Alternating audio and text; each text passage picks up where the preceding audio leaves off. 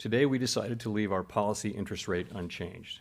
Federal Reserve Chair Jerome Powell on Wednesday announced that the U.S. Central Bank will keep interest rates steady for now, following a two-day meeting that ended with a unanimous policy statement. But in new economic projections, the Federal Reserve did signal that further rate hikes were likely before the end of this year. Looking ahead, nearly all committee participants view it as likely that some further rate increases will be appropriate this year to bring inflation down to 2% over time. We have been seeing the effects of our policy tightening on demand in the most interest rate sensitive sectors of the economy, especially housing and investment. It will take time, however, for the full effects of monetary restraint to be realized.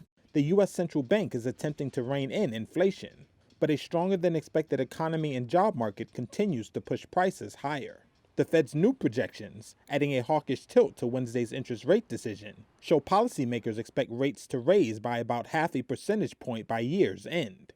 I don't think we have any surprises here today. Liz Miller is the president of Summit Place Financial Advisors. By this morning and yesterday, it was pretty clear that the Fed would pause. We were thinking that the current inflation data could have been used to raise rates if the Fed wanted to, but clearly the message was we want to watch more data before we make the next move.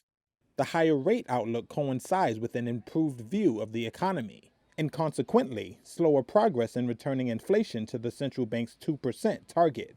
The Fed's decision Wednesday snapped a string of 10 consecutive rate hikes delivered as the central bank last year began scrambling to address soaring inflation.